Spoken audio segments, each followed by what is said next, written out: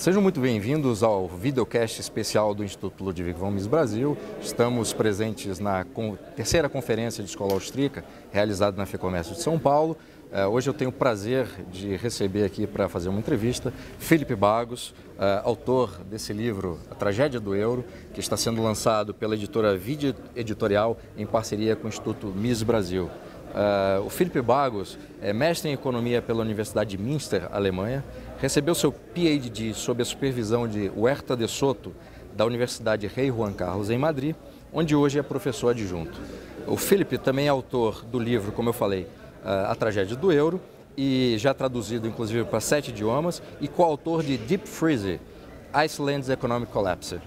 Para entrevistar Philipp Bagus, eu recebo aqui também o presidente do Instituto Ludwig von Mises Brasil, Hélio Beltrão, e o conselheiro do Instituto Ludwig von Mises Brasil, Fernando Urrich.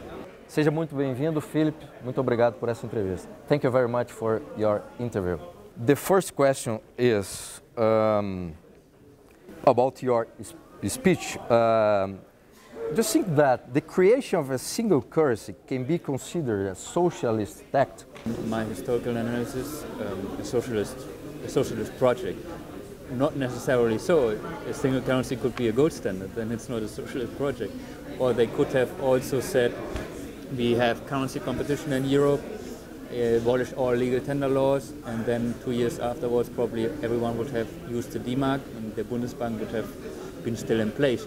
But that was not what political elites wanted. They wanted to get rid of the discipline of the Bundesbank, to have their hands on the printing press. So in this case, it's a socialist project.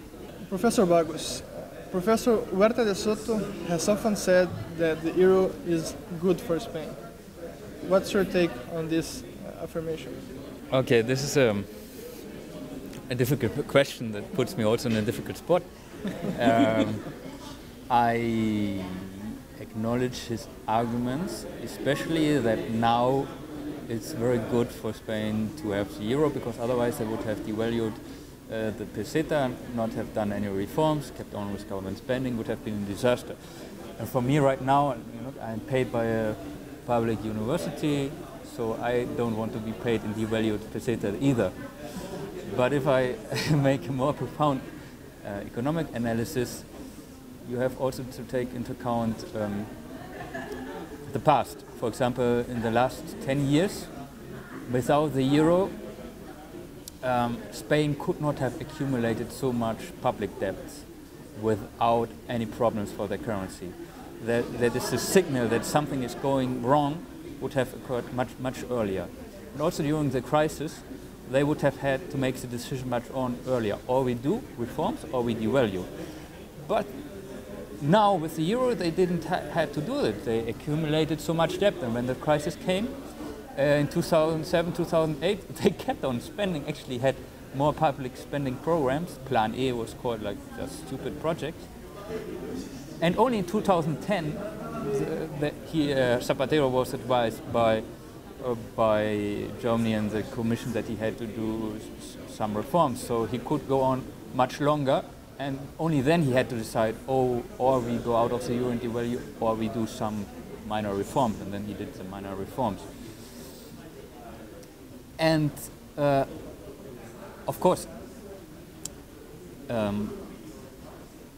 the argument is it's good to have a German in your life who tells you what to do.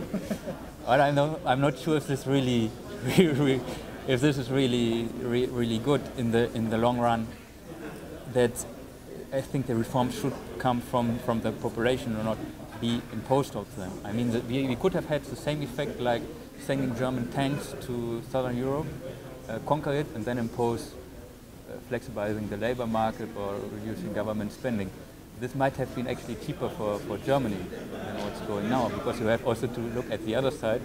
That Germany is like paying to have some minor reforms, but for Spain it's better. And you have to also see that thanks to the euro, not only they could have had so high government spending for a long time, they had also higher real government spending than otherwise would have been possible.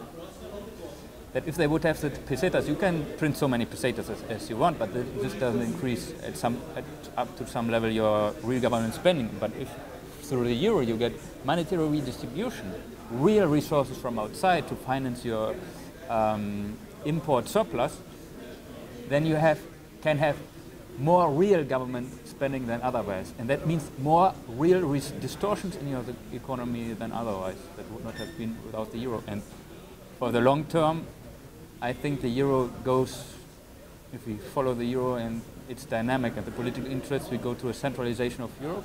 And this in the long term will also be bad for Spaniards, for Spain. Professor Bagus, there has been for some time the expectation that Greece might leave the euro. And this expectation has been increased recently. So from the point of view of the depositor that has euros, the Greek depositor that has euros in the banking system in Greece, it makes a lot of sense for it to move to Germany and hold his euros at a German bank. And in fact, this has been happening for some time. And I heard there's a mechanism in the Eurozone called the Target 3. And from what I understood, there is no single ECB balance sheet. There are the individual balance sheets of each individual central bank. And when it happens that a Greek moves his euros to a German bank, the collateral, which is usually a treasury bond of the country, in this case Greece, moves to Germany. So this this Greek treasury bond moves to the Bundesbank when the Greek guy moves the money to the banking system of Germany. So it appears that the problem has already become a fiscal problem automatically, because since this has been happening a lot, there are a lot of treasury bonds of Greece at the Bundesbank. How do you see this unfolding? Yeah, so Target 2 is indeed right what you said, like every central bank has its own balance sheet, the ECB has a small one. So what happens when a Greek sends his savings to a German bank is that basically the Greek bank has to refinance itself more through the National Central Bank of Greece. So it has to give some collateral, probably some Greek government bond, so the Greek central bank just prints more money, but it also, and then is the money sent to Germany. That means that the Greek National Bank gets a Target 2 deficit with the euro system or the ECB, and the Bundesbank gets a Target 2 surplus, which then indirectly is backed by the Greek government bond. Well, if Greek defaults, or the banking system goes bankrupt and they default on their government debt, then these Target 2 surpluses are backed by bonds from an insolvent government. So they are worthless. So it's just thin air that is behind the currency. And of course this reduces the quality of the currency and might lead to a collapse of confidence in the euro. But wouldn't then the German government have to put money at the Bundesbank to fill the gap? Yeah, because this would mean losses for the Bundesbank. Actually, well, 20%, 27%. The losses are collectively paid, so it's not that because the payment went from the Greek bank to the German bank that all the losses that arise will be paid by Germany, but only 27%, because the surplus that the Bundesbank has is against the ECB, not against the Central Bank of Greece. But yes, so they would have been losses, and they would have to recapitalize the Bundesbank to maintain confidence. How would they do that? Either taxes or also inflationary through more money creation. So it's a dilution of the value of the currency in any case. Philipp, governments in European Union try to minimize the effects of the crisis, raising taxes and adopt interventionist measures. Again and again, people are smashing by the same solution that created the crisis. What's possible to do to prevent this kind of attacks from governments against society? Well, there's not much that people can do. The problem is that they say austerity is increasing taxes. I mean, you have to distinguish between austerity for the public and the private sector. Increasing taxes is not austerity for the public sector. It's the opposite. It makes bigger the public sector and crushes on the private sector that has less space to breathe. So people often conflate the austerity if it's for the public or the private sector. And unfortunately, many governments, yes, have increased taxes, and then people, what can they do? Yeah, they can throw over the governments.